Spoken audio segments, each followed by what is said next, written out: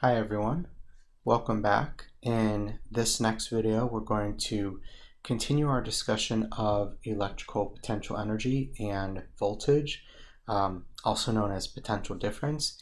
And this time we're going to look at how potential difference is found in a uniform electric field.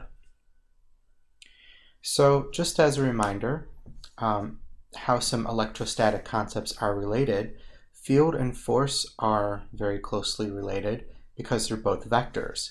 So in last unit, we said that the electric force is the charge times the electric field. And that came from our definition of the electric field as the force per unit charge. Likewise, potential and potential energy are closely related. Now, electric potential is V and potential energy is U, but they're both scalars. And this time, U is equal to Q times V. And just from a unit standpoint, energy is joules, charge is coulombs, and potential is joules per coulomb. Okay, so that's also volts for potential. Okay, so remember that our definition here was that V, or potential, is the energy per unit test charge. Now, this is how we calculated the electric potential when we had a uniform field. So we have the integral of E dot dr, and remember that this is all coming from the fact that work, which is equal to the integral of force times dr, right? Work is equal to the negative change in potential energy. And if you recall that force is equal to Q times E, then that's where this expression is coming from, that our change in electric potential energy is the negative integral from point A to point B of the electric field dot dr.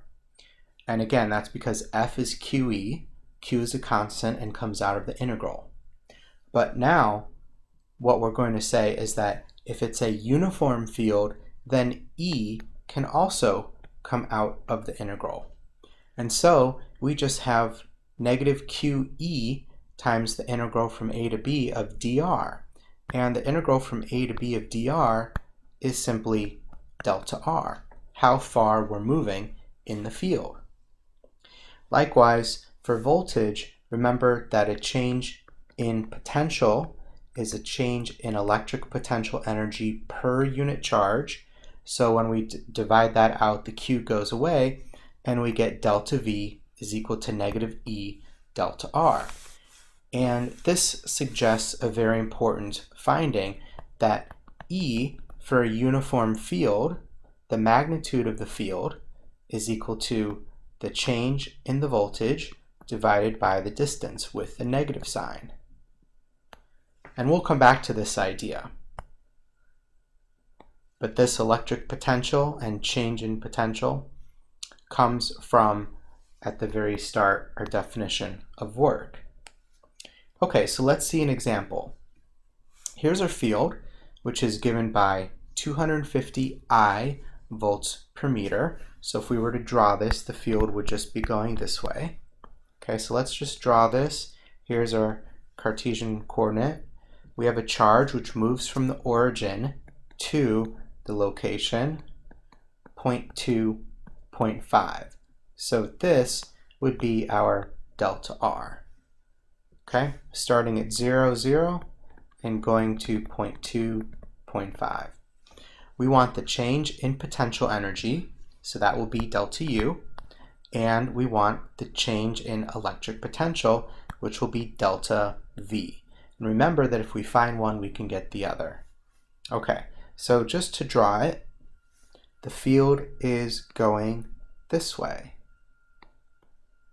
It's a constant electric field of 250 volts per meter in the I hat direction. Okay, so here's the important thing. We're only going to gain energy if we move with or against the field, okay? In other words, as the particle moves, you can think of its motion as having two parts. It's moving from 0 to 0.2, 0, and then it's moving up.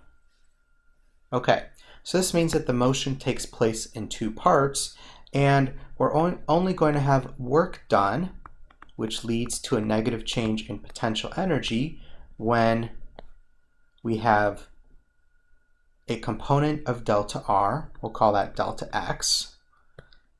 So we only have work when moving in the X direction. So what this means is that we just have to think about our delta.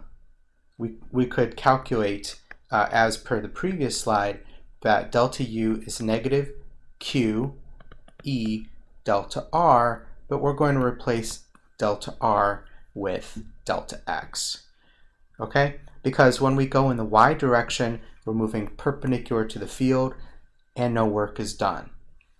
Okay, now if this is a 12 microcoulomb charge, that's positive, so that means that the change in potential energy is going to be negative.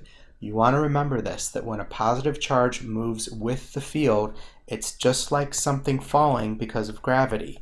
The potential energy is going to be changing, and it'll be negative. So let me say it one more time. The change in potential energy is negative for a positive charge moving with the field. So we put in, that's 12 times 10 to the negative 6 coulombs. E is 250. Now we could say volts per meter, but it's also newtons per coulomb, which is going to work better with our units here. And X is going to be 0.2 meters. So if we calculate that out, what we're going to get is essentially 0.2 times 250 is just 50, and then times 12, 50 times 12 is just 600. Okay, so it's going to be negative 600 times 10 to the negative 6 joules. So if you want to, you can clean that up. That's 6.0 times 10 to the negative 4th joules. So that is going to be the change in potential energy. But if we want the change in electric potential, if we want delta V, remember that that's going to be the electric potential energy change divided by the charge. So we could just pretend like we never had that 12 right there. It's just going to be 50 with the negative sign, negative 50, and then this will be joules per coulomb. Okay? So we could also say negative 50 volts. Those are both correct. All right? And so one thing to keep in mind is that this positive charge is actually moving in the direction so that it has less potential energy. Now what's happening to its potential energy? Well, the field is doing work on it, so it's going to speed up. So we're going to see another example of this. Here we have an electron which is released from rest in an electric field of magnitude 5,900 volts per meter. What potential difference would have passed through after moving, say pass through, after moving 1.00 centimeters, and how fast will it be moving at this time? Okay, so now we want to draw an electric field. I'll just draw it to the right for convenience, and this electric field will have a magnitude of 5,900 volts per meter, and in this diagram as a vector it'll be in the positive I hat direction. Okay, now if I have an electron, which way will it feel a force? It's going to be going against the field. So the force on the electron, Fe, will be to the left. Okay, and so what's going to happen is that this electron is actually going to experience a change in potential energy and a change in voltage. Okay, So let's calculate this out. First of all, if we want to find the potential difference, that's delta V.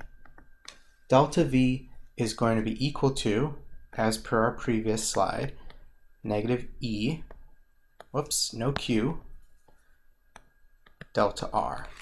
Okay? Now delta R in this case, we want to think very carefully about this. That's actually negative 0.0100 meters.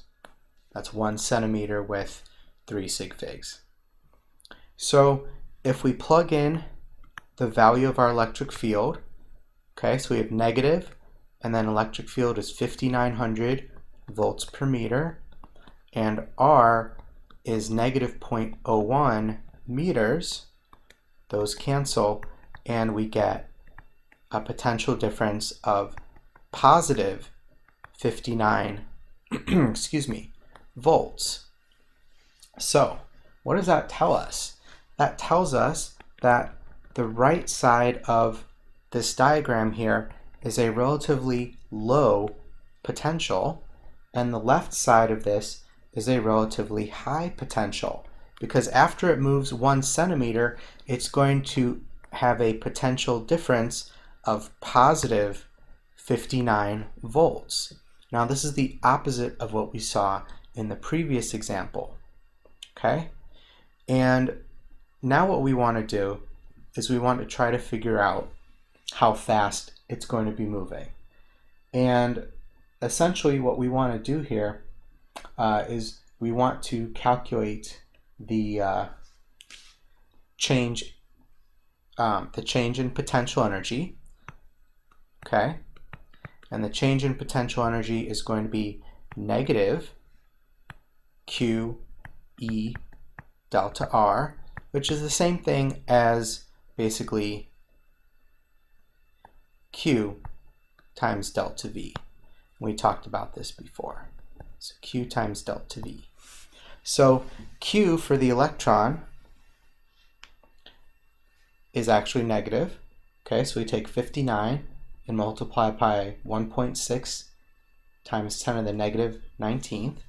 And what we get is that this is negative 9.4 times 10 to the negative 18th joules. Okay?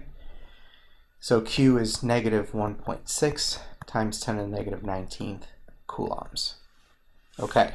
And remember that volts can also be joules per coulomb.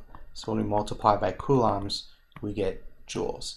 Now, how does this relate to how fast it's moving? So I'm running out of space, so I'm going to write at the top. Remember that delta U is equal to negative work, which is also equal to the change in kinetic. Okay, so work is equal to the change in kinetic. So that means that if I take the opposite of this, the change in kinetic is going to be positive 9.4 times 10 to the negative 18th joules. And we simply take that and say that that's K final, which is 1/2 mass of electron V squared, minus K initial, which is 0. Okay, so if we take this value and divide by the mass of the electron, multiply by 2, take the square root, we're going to get a speed here, and I'll try to write a lowercase v so it doesn't look like a voltage, of about 4.5 times 10 to the 6th meters per second. Okay, now the key understanding for this problem, what I'd like you to take away from this, is that this electron still had a negative change in potential energy. And so I hope that you see the trend is that objects, when placed in electric field, tend to go from high energy to low energy. Okay? Which for an electron happens to be from low voltage to high voltage. For a proton would go the other way, which would be from high voltage to low voltage. Okay, so there's one more thing that I want to mention before we wrap this up, and that is we're going to start to talk about how all these concepts are related. And there's some very important things to think about here. we have four concepts: force, potential energy, field, and electric potential. And we want to talk about all four of them. So I'm just going to write them out, and then we're going to look at relationships. First of all, force for a point charge is K, little q, big Q, over r squared. Field is K, big Q, over r squared. So we're going to say that big Q is a larger amount of charge that's perhaps creating this field, more so than little q. Okay, potential energy. We said recently that this is K, little q, big Q, over r. And potential is K, big Q, over r for a point charge. Now, where does that come from for a point charge? Well, we've talked already about how voltage is potential energy per unit charge. So if I take my expression here and divide by little q, I end up with my expression for potential. And then if I go this way, I recognize that U is equal to QV.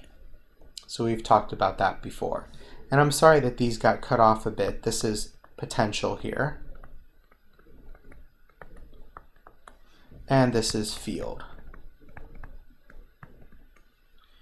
Okay, now the other link that we can make, which is essentially the same thing, is to go from force to field.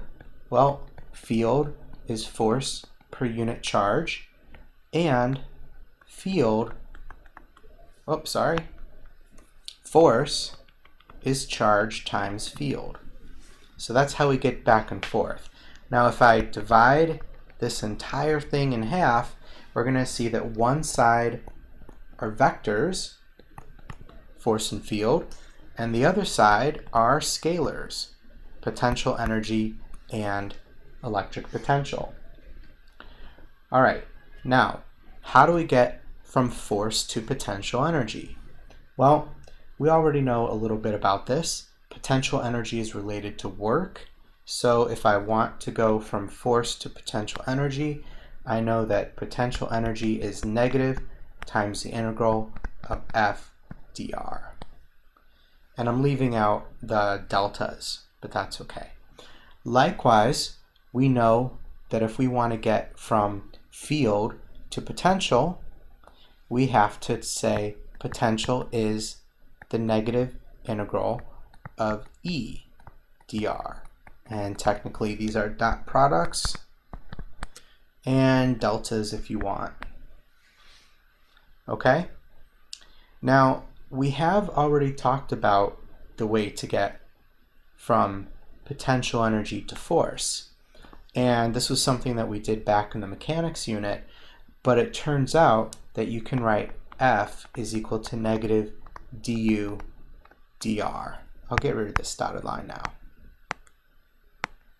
Okay, just so we can see a little bit better. Put my integral back. Okay? And it also turns out that there's a way to get from voltage to electric field, and you might guess that the math is the same, and it is. It turns out that the electric field is negative dV dr. And so this one we haven't talked about too much yet, so we'll be coming back to that. Okay, now finally, let's think about potential energy.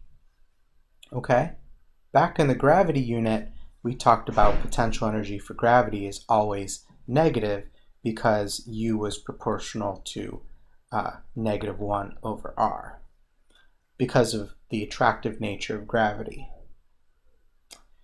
Now, the electric force is positive and negative, so if you have a positive and negative charge, rather, you're going to have a negative potential energy graph.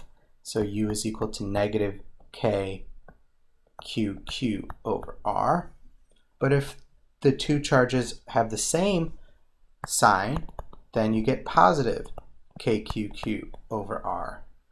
So the potential energy graphs are all proportional to 1 over R, but it's plus or minus depending on repel or attract.